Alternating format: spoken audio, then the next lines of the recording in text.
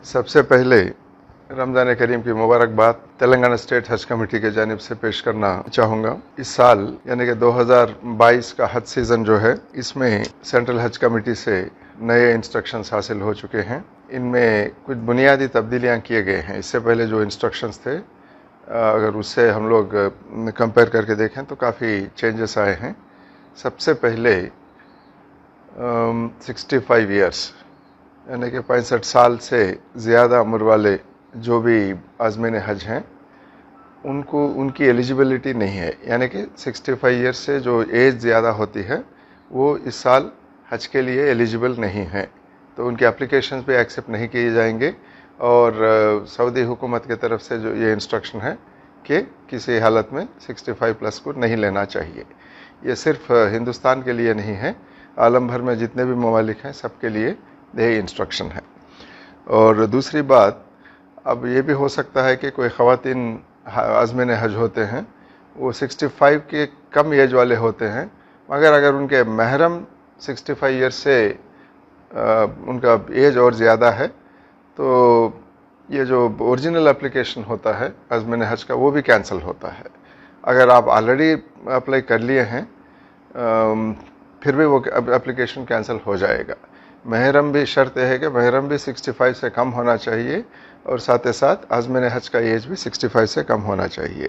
ये सबसे बुनियादी चेंज है इससे पहले जो इंस्ट्रक्शंस थे उसके मुकाबले। और इसके साथ ही साथ क्योंकि कोविड का सिचुएशन था, उसमें बेहतरी तो आई है, मगर ये नहीं कह सकते हम लोग कि पूरे तरह से इसका ख़ात्मा हुआ है। तो इसलिए सऊदी हज डिपार्टमेंट के जानिब से ये इंस्ट्रक्शन भी है कि डबल वैक्सीनेशन जो सऊदी में एक्सेप्टेड हैं वैक्सीन्स, यानी कि हमारे पास जो दो वैक्सीन ही यूज़ करे थे हम लोग इधर तेलंगाना में, कोवैक्सीन था, कोविशील्ड, ये दोनों एक्सेप्टेड हैं। और इसके आगे कोई दूसरा वैक्सीनेशन मैं तो नहीं समझता कि कोई करे होंगे।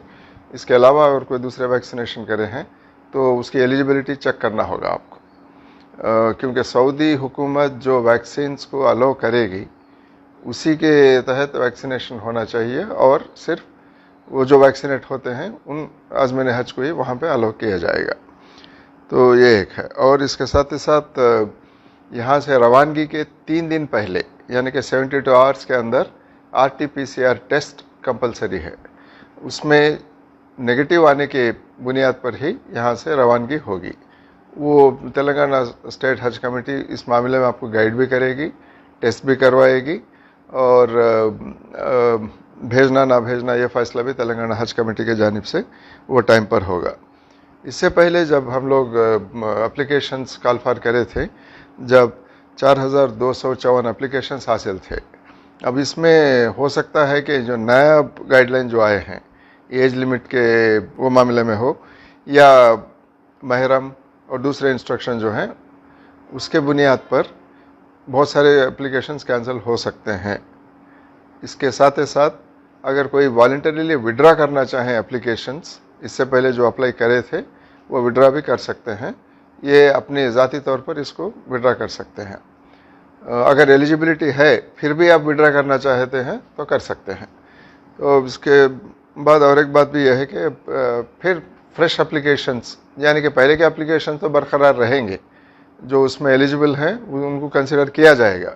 इसके साथ ही साथ एप्लीकेशंस हासिल करने का डेट, अप्लाई करने का डेट जो है इसमें भी इजाफा किया गया है अप्रैल 22 तक, यानी कि आज अप्रैल 10 तारीख है, 11 तारीख है, और 11 दिन की मोहलत है आपको। इस दौरान आपकी एलिजिबिलिटी आप चेक कर लेना चाहिए। चेक कर लेने के बाद में अप्लाई अप्लाई कर सकते हैं।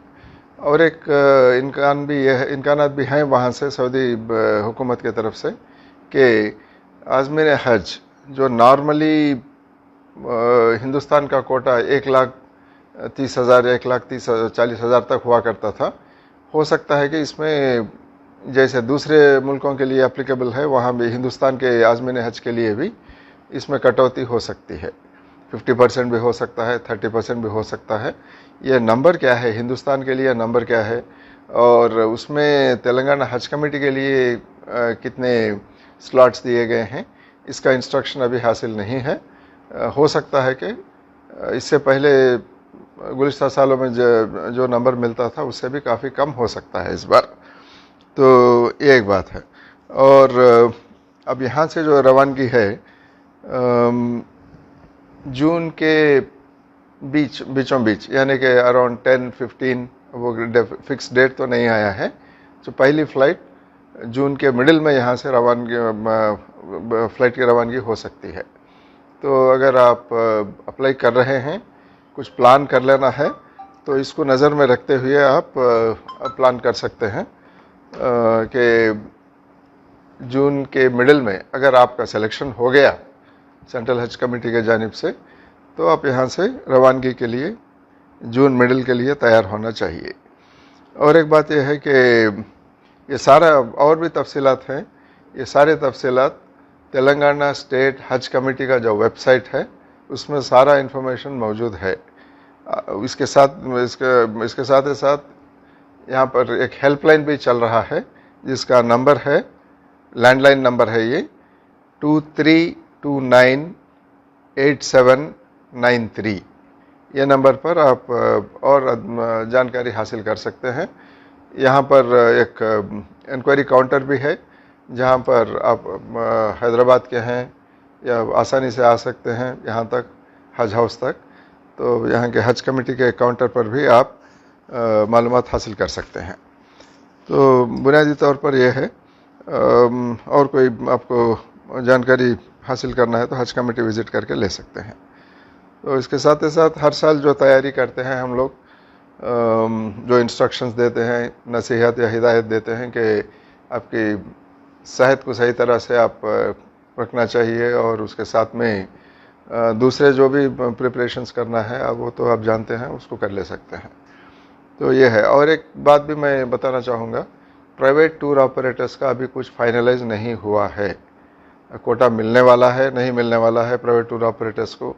अगर दिया भी गया, हो सकता है कि कुछ पोर्शन इनको भी दिया जा सकता है, मगर कितने स्लॉट्स होंगे ये किसी को इसका अंदेशा नहीं है अभी। इसीलिए बहुत एहतियात के साथ प्राइवेट टूर ऑपरेटर्स को हैंडल करना होगा, क्योंकि 2 साल से हज का मौका नहीं था, यानी कि 2021 या 2020 दोनों सीजन्स में आज़मीन हज कोई भी यहाँ से रवानगी नहीं हुई थी। इसलिए मैं समझता हूँ कि बहुत सारे लोग ऐसे होंगे कि जाना चाहेंगे हज में, हज करना चाहेंगे इस साल, क्योंकि हम लोग ऑलरेडी देख रहे हैं जो उम्रा के जो उसके लिए जो आप ऑलरेडी खोल चुके हैं उम्रा के लिए और फ्लाइट्स रेज्यूम हो चुके हैं। काफ़ी रश है उम्रा में जाने के लिए। वो तो सऊदी एम्बेसी से जो वीसास मिलते हैं उस पर ही जा सकते हैं। इसको देखते हुए हम लोग कह सकते हैं कि इस बार ज़्यादा रश होगा, डिमांड होगा।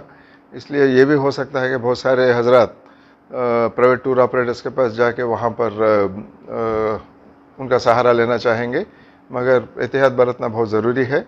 अभी कुछ इनको कोटा नहीं दिया गया है, तो ये फर्दर इंस्ट्रक्शन सेंट्रल हज कमेटी से और मिनिस्ट्री ऑफ माइनॉरिटी वेलफेयर से आने तक इसका इंतज़ार करना ज़रूरी है। अभी कुछ वहाँ पैसा पे करना, ऑलरेडी बुक कर लेना, ऐसा मत कीजिए। हो सकता है कि आप धोखे में आ जाएंगे। और वो ये भी हो सकता है कि आपका जो मंशा है हज करने का वो भी पूरा ना हो सके प्राइवेट टूर ऑपरेटर्स के ज़रिए से। इसके लिए मैं आपको आगाज़ करना चाहता हूँ। दुनिया भर में कोविड के हालात हैं, इसको देखते हुए हिंदुस्तान से भी एम्बार्केशन पॉइंट्स में कमी की गई है। हर हमेशा ये देखते थे कि हम लोग के हिंदुस्तान में 23 एम्बार्केशन पॉइंट हुआ करते थे। इस साल ये नंबर घटाकर 10 पर लाई गई है। वैसे हैदराबाद एम्बार्केशन सेंटर तो बरकरार है, बाकी के जो आसपास के जो सेंटर्स थे इनमें भी कुछ कैंसिल किया गया है वहाँ पर। तो आंध्रा, कर्नाटका और महाराष्ट्र में काफ़ी अजलाएँ हैं जहाँ से आज़मीन हज यहाँ पर आएंगे, उनकी रवानगी भी हैदराबाद से ही